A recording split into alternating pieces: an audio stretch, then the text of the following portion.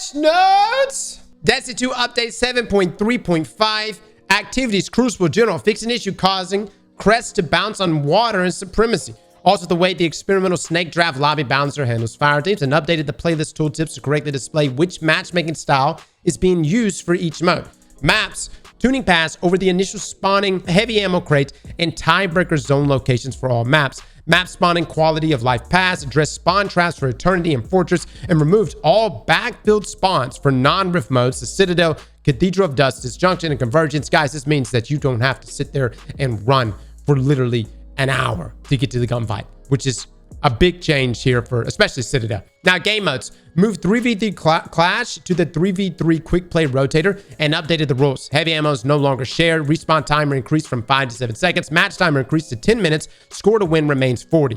Added Collision, a new 3v3 King of the Hill game mode to Crucible Labs, which is a single larger zone that will rotate between 5 points around the map on a timer. Capturing and controlling that rotating zone will earn team points. This mode will also feature test an alternative special ammo crate system. The special ammo crate system will feature 4 shareable special ammo crates that spawn simultaneously at the beginning of the game or round, and then on a timer afterwards. Each control zone location, A, B, and C, will have an associated special ammo crate, and the 4th crate will be in a neutral location. Players who currently have special ammo will drop special ammo bricks upon defeat.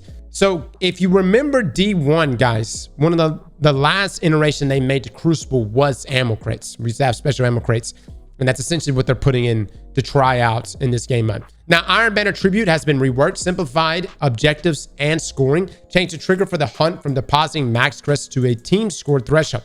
User experience improvements, decreased the distance at which crest icons can be seen, reworked how quickly the beacons despawn and rotate, and significantly decreased the time it takes to dunk crests, reduced the number of turrets that spawn with the hunt beacon from 4 to 3, and removed the visual indicator wall hacks on players carrying max crests. Competitive, added a 3rd tier to the competitive weekly challenge with a new reward of Artifice Armor. This tier is unlocked for all players who reach rank Gold 3 or above each season. This tier requires match victories instead of completions. And upon completion of the challenge, each victory thereafter has a chance to drop Artifice Armor, and the drop rates increase alongside a player's rank. So again, emphasis on getting that rank up, guys. Drop rates are based on a player's highest rank achieved for the season, not their current rank. Competitive matches will also have an increased chance to drop exotic weapon catalysts on victories. Big change, guys. Excellent way for PvP players to also get Artifice Armor. The only way this is going to be killer is if the stats are like 60. Hopefully not, though. Trials of Osiris updated the 50% chance to get a Trials weapon on wins to always drop the weekly weapon reward to better allow for targeted farming of the specific weapon a player wants. Added rewards on match completions for 3-person fire teams, gated on participation, an additional 50% chance to drop the non-adept Trials weapon weekly reward, a 50% chance at a Trials Ingram drop, and additional Trials reputation. Now, Trials passages updated.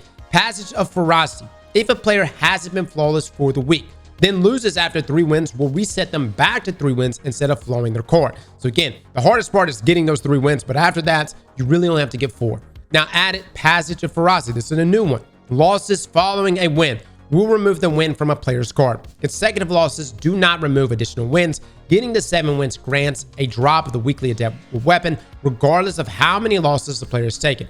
Now, you cannot go to the Lighthouse with Passage of Persistence unless it is a flawless card, but it is an excellent way to guarantee yourself an adept drop. Now, added 2 weapons to the Trials of Osiris rewards rotation. The Summoner Auto Rifle and its adept version will be the featured Trials of Osiris weapon for the first time during the week of March 12th. And the Prophet Scout Rifle, which is a 120, and its adept version will be the featured Trials of Osiris weapon during the week of March 19th.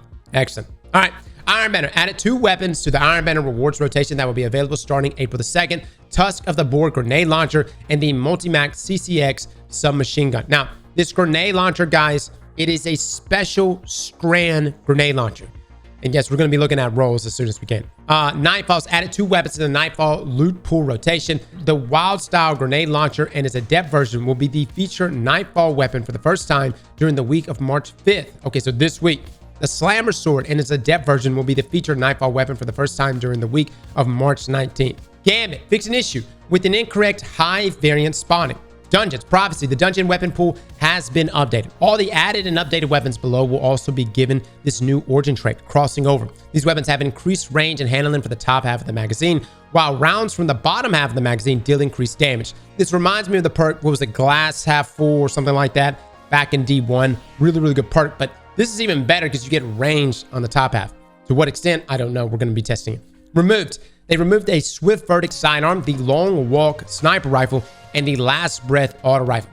But they've added, these weapons will be added to the weapon pool and have received all new perk pools and in some cases, new damage types. Prosecutor auto rifle, primary, precision frame, still does arc, origin trait is going to be crossing over. Adjudicator, primary, precision frame, kinetic, origin trait crossing over. Relentless, still a high impact frame, but they changed the damage from kinetic to strand, and it's got the origin trait. Now updated, these weapons will remain in the dungeon weapon pool rotation with new perk pools and new damage types. Judgment, primary hand cannon. It is now moved from a kinetic to a stasis weapon. Dark as before.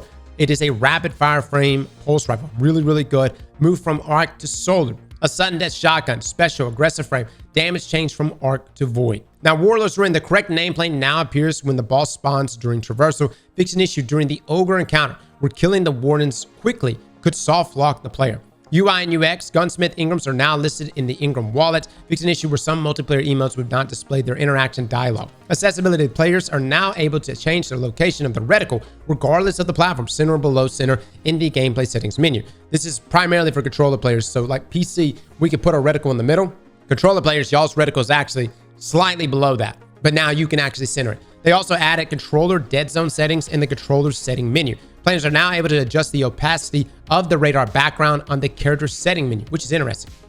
Okay. So I guess if you just want to darken it up. Now, Fireteam Finder. Fix an issue where the create a listing button prompt would incorrectly say that player's listing title and tags would be reset when reselecting the same activity. Fix an issue where the names of players joining Fireteam Finder lobbies were not displayed in group text chat. Improve activity selection for activities that players may not have access to yet in their progression, notifying them earlier in the selection process is the requirements to have it available. Fix an issue where the Fireteam Finder application pop-up would freeze while it was being accepted. Fix an issue where listing tags and minimum guardian rank filters categories were reset after closing the filter screen. Yes, good.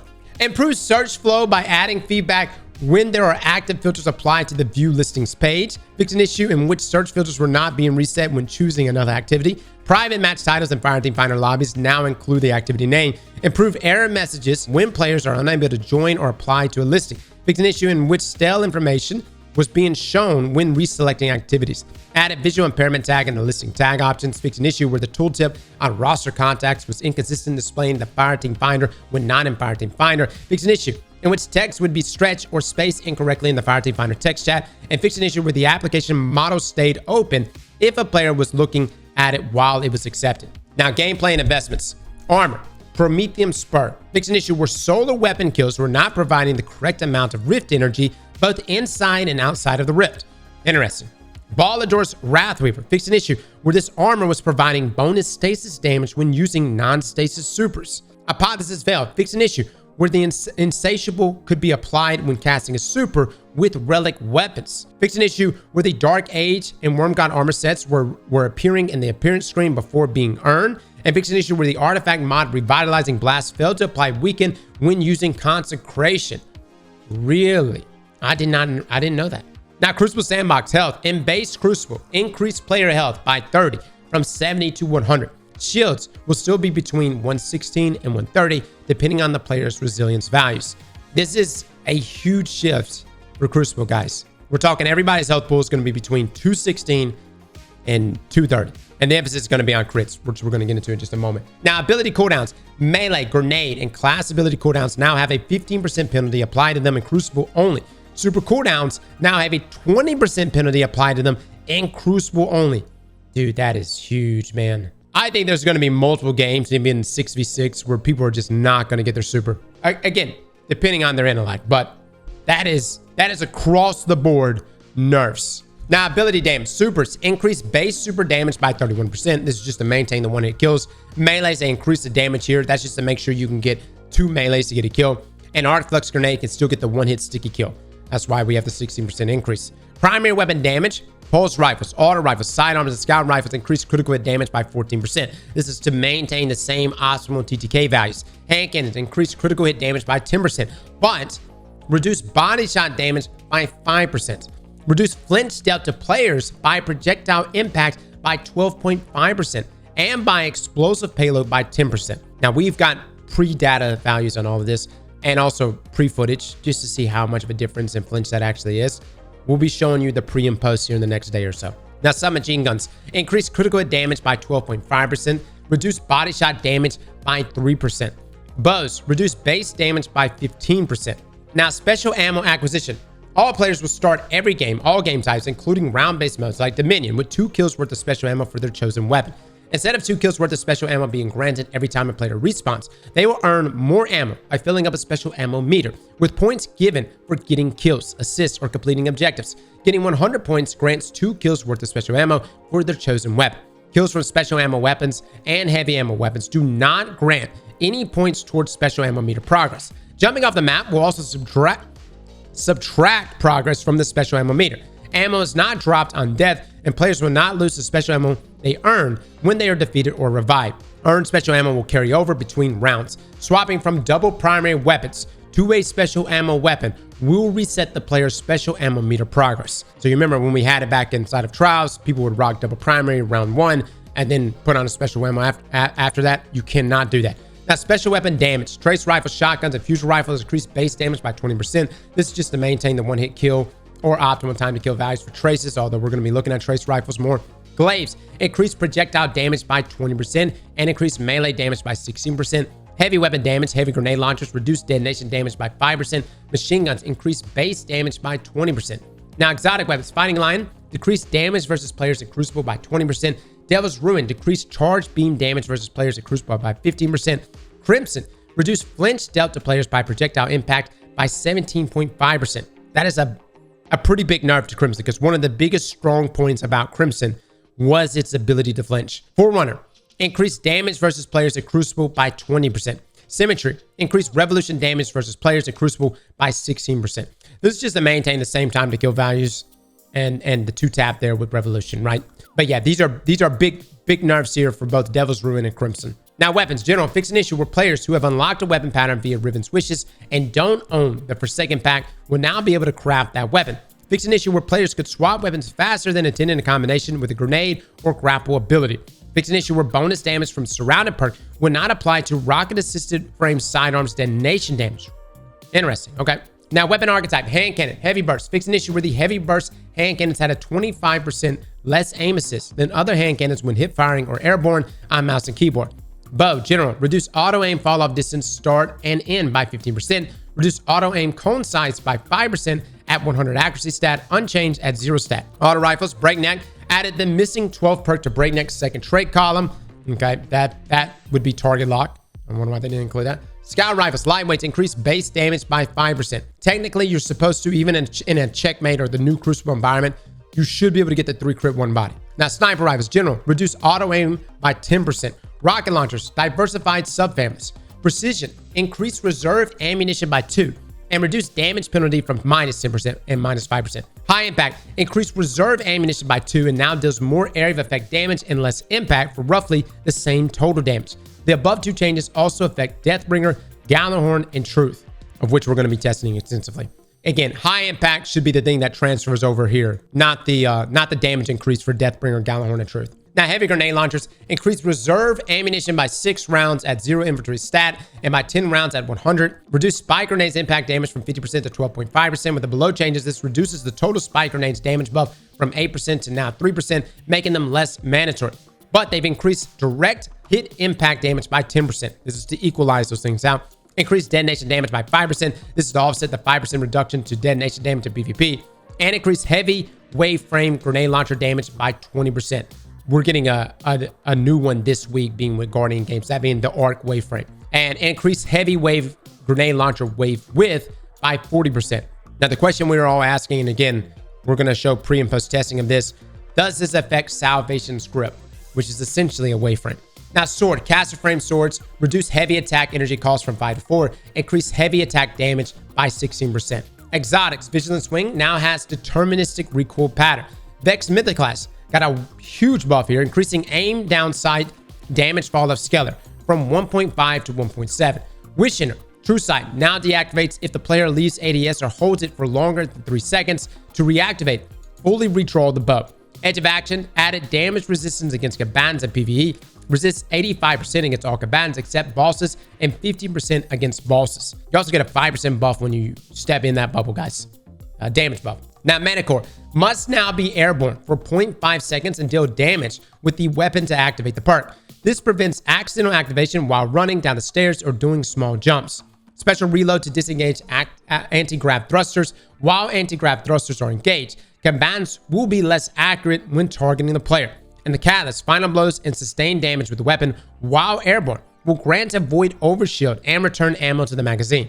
We're going to do a complete review here of Mana Core. I'm excited about it, man. It's a different playstyle. Most people don't want to be airborne, especially in things like GMs, but if there is a weapon that could pull it off, I think Mana Core could. X-Dearest increase impact damage versus PvE and Cabans by 50%, increase maximum rate of fire by 16%. Conditional Finality fix an issue where the freeze and ignition effects could sometimes be applied at extremely long distances. And Outbreak Perfected fixed a flashing photosensitivity issue when firing the weapon. To circle back to Conditional Finality, sometimes when you would shoot, even if the pellets didn't get the kill, for some reason it would get the ignition off or the freeze off. It would be tied into the exotic perk itself, but I wonder how many pellets were actually hitting and how they're going to be changing this. But you'll notice it when you're outside of kill range, you'll get the freeze off or the ignition off. I had no idea they were going to nerf Conditional Finality, which is unfortunate because we didn't do any pre-testing for this. So this is a new one they snuck in there. Now perks, Hill Clip now grants cure times 2 to players, still grants cure times 1 to nearby allies. Trench Barrel can now be activated by dealing damage with ranged melee attacks. Barrel Constrictor no longer deactivates upon firing a shot and lasts for 7.5 seconds, enhances 8.5 seconds. Loose Change, applying an elemental debuff, now increases aim assist and ADS movement speed in addition to reload speed.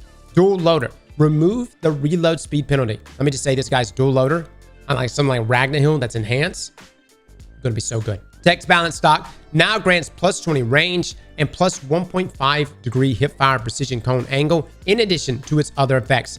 Envious Assassin, each activation is now capped at 100% of the magazine instead of 150%, and maximum overflow is now 3 times the mag instead of 4 times. Rest in peace, Cold Comfort. Bait and Switch, reduce the damage bonus from 35% to 30%.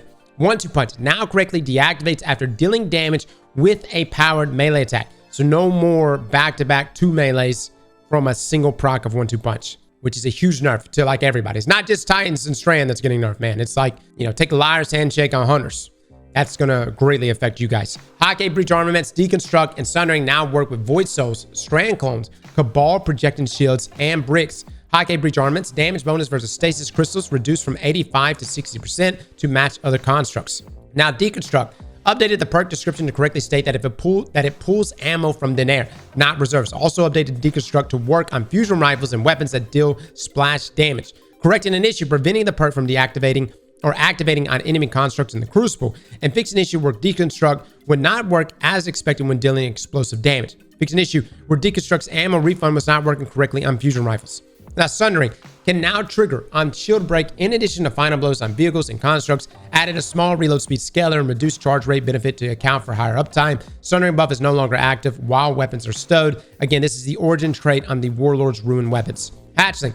Activation requirements are no longer locked to the archetype in terms of precision or non-precision kills. Previously, a scout rifle could only activate the perk from a precision kill. Now, scout rifles can activate on a precision kill or 3 rapid non-precision kills. And this should affect all weapons that also did, that had hatchling, that also did precision damage. Target lock now activates later in the magazine for submachine guns at 20% instead of 12.5%, essentially rendering it useless. Okay.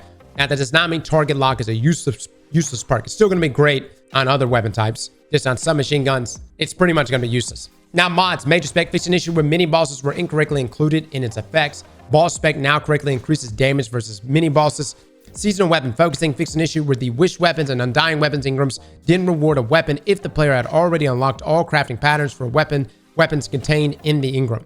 Now, abilities. Radiant and Restoration. Fix an issue where Restoration and Radiant buffs were being reapplied rather than having their duration extended. Note, this also resolves similar issues with shorter restoration sources like sunspots. Ember of Hyperion. Increase maximum extension duration from 12 to 15 seconds. Reduce timer extension granted per solar kill to compensate for the drastically improved consistency. Previously, this granted a flat timer extension, regardless of the type of target defeated. Now this will vary based on the target's tier, with lower time extension returns than previously for minor combatants and higher returns for champion plus tier combatants. Now, this is the big one. Ember of Mercy now grants a flat 2 additional seconds to the player's active restoration and radiant timer, rather than refreshing its duration. This value is increased to 3 seconds with Ember of Solace equipped. The main thing is Ember of Mercy, which would get you killed in a solo run because it would reset your timer, should not be doing that. It should actually extend the timer as intended. So guys, you can actually use it now. Threaded Spectre. After creating a Threaded Spectre, it now applies the same dodge cooldown penalty that Ensnaring Slam applies. Increased detonation damage versus PvE targets by 25%. Ensnaring Slam. Reduced duration of dodge cooldown penalty after performing an Ensnaring Slam in PvE activities by 50%. Threadlings. Reduce base damage versus players from 40 to 35. And fragment enhanced damage from 45 to 38.5. This is even more significant because we have higher health inside of Crucible now. At first, when we first read this, I was like, that's not that big of a check. But it's significant with the higher health pools, right? Note, unchanged versus PvE combatants. Now, fix an issue with the threatening destruction impulse that was looking for other threatenings had standard falloff, so they weren't reliably popcorn detonated as intended when one threatening was destroyed. Fix an issue where threatenings were sometimes not playing their destruction performance when destroyed, and increased aim assist target size from 0.41 meters to 0.5 meters. Now, Arcane Needle getting a big buff across the board. Increased aim assist angle by about 50%. Increased aim assist fall off distance from 30 to 45 meters, so should have really good tracking. Increased tracking angular velocity by 5%. Increase the length of projectiles tracking shape. Note, these changes result in improved tracking consistency at all ranges, with the greatest improvement felt against close to mid-range targets. Now, fix an issue where using uncharged melees while Arcane Needle is equipped, resulting in the player appearing to freeze in a melee pose. Now, Consecration. Increase primary scorched ground fall projectile travel distance from 18 to 20 meters. Also, increase the height of the slam ground fall projectile detonation by about 1 meter. And increase travel distance of the slam ground fall projectile from 16 to 20 meters. And increase travel speed of the slam ground fall projectile, including Power Guild's enhanced version, from 16 to 24 meters per second. I don't know how many of you like using Consecration. It can net you kills, but there's a lot of times players can just jump right over the top of it. So it should be much easier to land those now. Now, Gunpowder Gamble. Reduce maximum self-damage on detonation by 33%. Fix an issue where Omni Oculus's melee energy return perk was unintentionally being reduced by the melee ability's chunk energy scaler, and now returns its original energy values when making allies invisible. Fix an issue where Flashbang Grenade was receiving less chunk ability energy from perks than intended. And fix an issue where Rally Barricade was receiving more chunk ability energy from perks than intended while the Bastion aspect is equipped. Now, Bounties and Pursuits. Armor Synthesis bounties have been reset. General added a new text chat command called Clear. When used, it will clear out all text chat messages on screen. Oh, that's nice. Multiplayer emotes added during Season the Deep, Season the Witch, and Season the Wish will now properly display their chat messages when used with other players. The Veteran's Flare Transmat effect can now be acquired from collections and equipped to ships by those players eligible to use it. The Laser Cutter ship has had missing engine components restored. The Dual emote can be properly acquired from the special deliveries vendor in the tower for those players who claimed its associated Prime Gaming drop. The general triumphs for each ritual weapon ornament now corresponds to the correct ornaments. Players must now be present during the first phase of the activity to get the Deathless Triumph to gild the champion title. Festival of the Lost quests that were not completed should be correctly cleaned up from the player's inventory. Champions will no longer spawn in the Vanguard Ops playlist version of the PsyOps Battleground, and players are no longer awarded a second Bell's Spectrometer consumable on subsequent characters after completing the pursuits. And Take Out the Trash emote no longer allows players to hide in geometry. There you go, guys. That is today's patch notes. Slap that like button like your mama told you right.